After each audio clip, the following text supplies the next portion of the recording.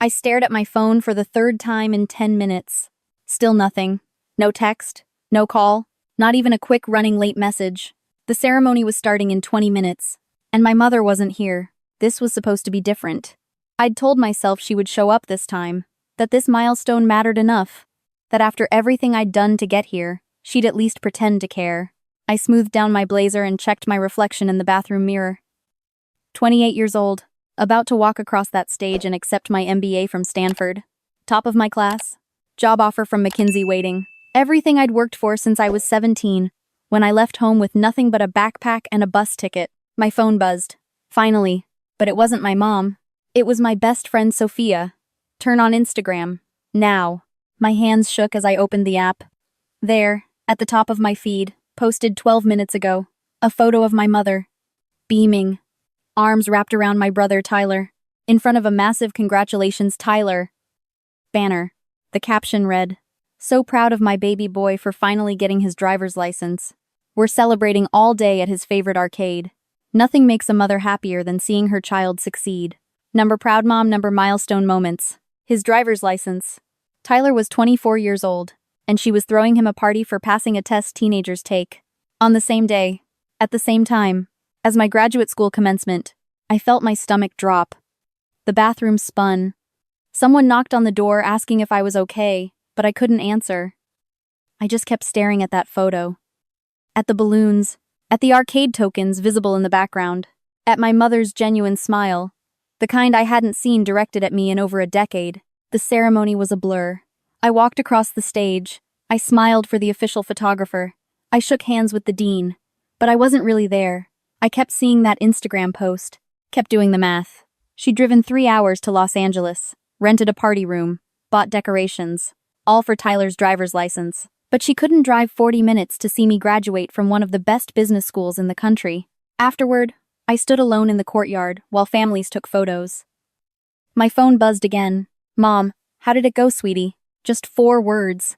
Like she'd forgotten to water a plant, not missed the biggest day of my professional life. I didn't respond. Instead, I walked to my car, still wearing my graduation gown, and drove to the one place that had always felt like home. My grandmother's house in San Jose. Grandma Diane opened the door, took one look at my face, and pulled me inside. She didn't ask questions, just made tea and sat with me while I cried for the first time in years. "She wasn't there," I finally said. "She chose Tyler's driver's license party over my graduation." Grandma's jaw tightened. "Oh, sweetheart." And the worst part? I'm not even surprised. I just kept hoping that maybe, just this once, I'd matter enough. Grandma set down her teacup. Her hands were shaking slightly, and when she spoke, her voice had an edge I'd never heard before. "Emma, there's something I need to show you." She disappeared into her bedroom and came back with a large manila envelope. Inside were bank statements, dozens of them, all from an account in my name that I'd never seen before. "Your grandfather and I set this up when you were born," she explained. "We put money in every month. By the time you turned 18, there was $48,000, enough for 4 years of undergrad at any state school, with plenty left over." My heart stopped. "I never knew about this. Because your mother told us you'd decided not to go to college, that you wanted to work instead. She said you'd signed papers declining the money." "What?" "Grandma, I never saw any papers. I worked 3 jobs to pay for community college. I took out loans for my bachelor's." The room started spinning again. "Where did the money go?" Grandma's face hardened. 3 months after your 18th birthday, your mother showed up here with documents saying you'd authorized her to access the account for educational expenses. She cleaned it out, all of it. "For my education?" That's what she said. "I asked to speak to you directly, to make sure you understood what you were using it for, but she said you were busy with work. I should have pushed harder. I should have." Her voice cracked. "I'm so sorry, baby." I couldn't breathe. $48,000. Gone.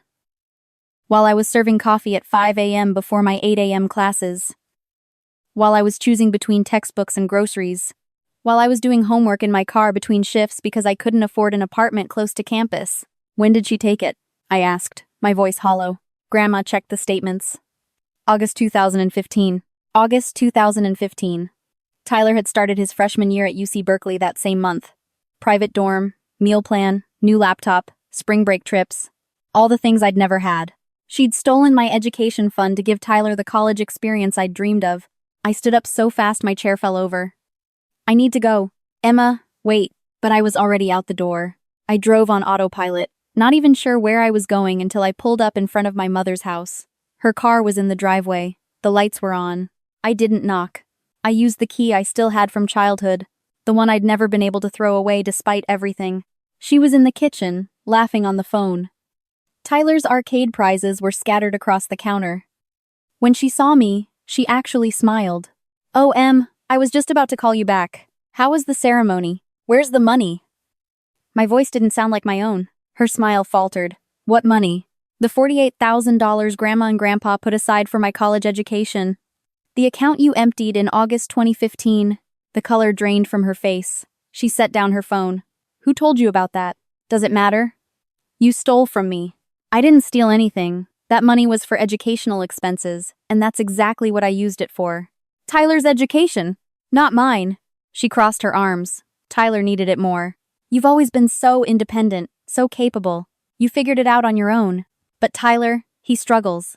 He needed support. He needed you to steal from your own daughter? I was shaking now. Do you have any idea what my life was like? I lived in my car for 3 months because I couldn't make rent. I went to class hungry because I had to choose between food and gas. I graduated with $60,000 in debt while Tyler got a free ride on money that was supposed to be mine. You turned out fine. Better than fine. Look at you, MBA from Stanford. No thanks to you. The words exploded out of me. I did that despite you, not because of you. And you know what? You weren't even there today. You chose Tyler's driver's license party over my graduation. His driver's license. Mom, he's 24 years old. He's been struggling with anxiety. Finally, passing that test was a big deal for him. And what about me? I could feel tears burning. What about every big deal in my life that you've missed? My high school graduation. My college graduation. The day I got my job offer from McKinsey. The day I closed on my first house. You weren't there for any of it. But Tyler gets a party for every tiny thing he does. She stepped toward me. Emma, you don't understand. You've never needed me the way he does. Because you made sure of that. You took away every safety net I had and forced me to survive alone. And I did. I survived. But that doesn't mean it didn't destroy me. That doesn't mean I didn't need a mother. I'm here now. We can talk about this. We can. No. I pulled off the key to her house and set it on the counter. We can't. I'm done. Emma, don't be dramatic. I'm not being dramatic. I'm being clear. You made your choice. You've been making it my entire life. You chose Tyler over me every single time. So now I'm choosing me. I walked to the door. She called my name, but I didn't turn around. The next morning, I woke up in my apartment in Palo Alto with perfect clarity. I made a list. It was practical, methodical, the same way I approached everything in my life. First, change my phone number. I called my carrier and had a new one activated within an hour. Second, update my emergency contacts. Every form, every account, every document that listed my mother as a person to call in crisis. I replaced her name with Sophia's. Third, social media. I didn't block my mother. I didn't unfriend her. I just quietly removed her from my life. Changed my privacy settings. Made sure she couldn't see my posts, my photos, my life. Fourth, I called Grandma and told her my new number. She cried, but she understood. I don't blame you, she said. Not one bit. You deserve peace, sweetheart. Fifth, I drafted an email to my extended family. Short, simple. I'm making some changes in my life. If you want to stay in touch, here's my new contact information. If you hear from my mother asking about me, I'd appreciate it if you didn't share anything. This is about my well-being, not punishment. Thank you for understanding. I sent it to everyone except my mother and Tyler. Then I started packing. McKinsey's offer was for their New York office. I'd been planning to defer for a year, stay in California, be close to family. But that was before. I called my future boss. Is the offer still open for the July start date? Absolutely. We'd love to have you sooner. Then I'm in. I'll be there June 1st. I had 6 weeks. I sold my furniture, shipped my boxes, said goodbye to Sophia over wine and tears on my apartment floor. Are you sure about this? She asked. I've never been more sure of anything. But New York is so far. That's the point. I didn't tell my mother I was leaving. I didn't owe her that. The day before my flight, my new phone rang. I didn't recognize the number, but it had a California area code. Emma? It was my Uncle James, my mother's brother. Your mom gave me your new number. Of course she did. She's really upset. She doesn't understand why you're shutting her out. I almost laughed. Did she tell you what she did? She said you two had an argument about old money stuff, that you're overreacting to something that happened years ago. Old money stuff, I repeated. She stole my college fund, $48,000. And she gave it to Tyler while I was sleeping in my car and going to class hungry. Silence. Uncle James? I didn't know about the car, he said quietly. Or the hunger. I knew you worked a lot, but I thought you were just being independent, because that's what she told everyone. That I chose this, that I wanted to do it on my own. Jesus, Emma. And you know what the worst part is? She still doesn't think she did anything wrong. She thinks because I survived, because I succeeded, that it was fine, that Tyler needed it more. That's not right. No, it's not. So I'm leaving. I'm starting over somewhere she can't find me, and I'm not sorry about it. He sighed. I don't blame you. For what it's worth, you're not overreacting. If someone did that to my kid, I'd never speak to them again either. Thank you. And Emma? Your cousin Rachel is getting married in October, in Boston. If you're still on the East Coast by then, you're invited. Your mother won't be there. Rachel isn't speaking to her either. Really? Something about her borrowing money and never paying it back. Apparently she has a pattern of using people and then getting upset when they set boundaries.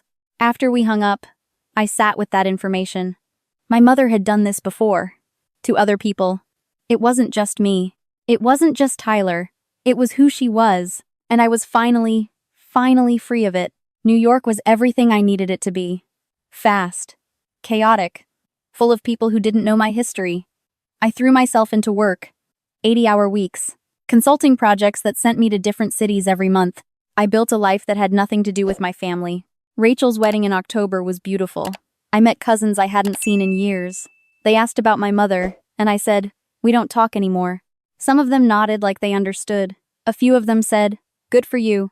By Christmas, I had new friends, a favorite coffee shop, a routine, an identity that had nothing to do with being the daughter who wasn't good enough. That's when my mother found me. Not in person, through email. She'd somehow gotten my work address. The subject line read, "Please talk to me." I stared at it for a long time before opening it. Emma, I don't understand what I did to deserve this. You've cut me out of your life completely. You won't answer my calls. You changed your number. You moved across the country without even telling me. I'm your mother. Whatever you think I did, we can talk about it. Tyler misses you. I miss you. It's almost Christmas. Can we please just talk? There was no apology, no acknowledgement of what she'd done, just confusion that I'd dared to set a boundary. I didn't respond. But I did save the email.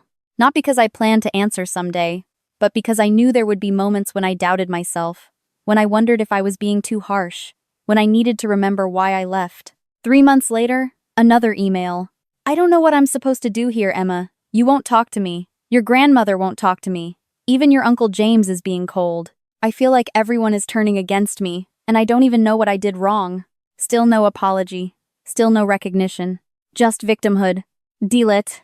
In May, a year after I'd left California, I got a text from Sophia.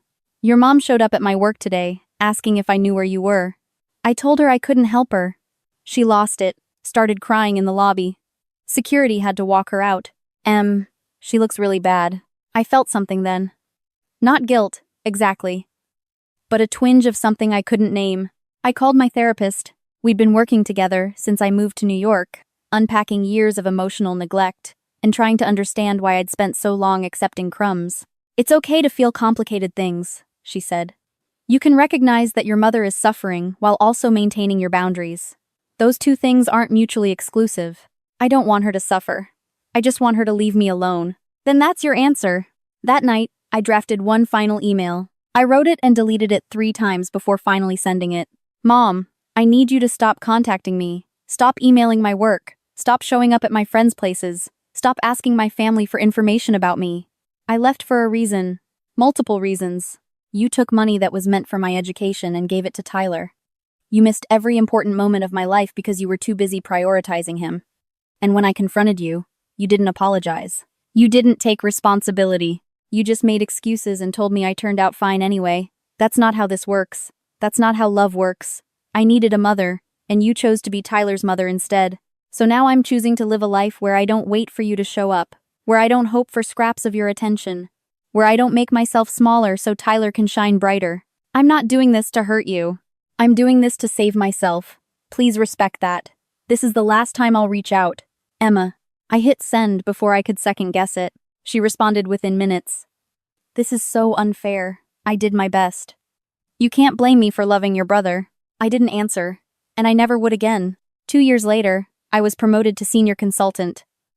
3 years later, I bought an apartment in Brooklyn. 4 years later, I met someone, a kind, steady person, who showed up when they said they would, and never made me guess how they felt. Grandma Diane came to visit me in New York for my 30th birthday.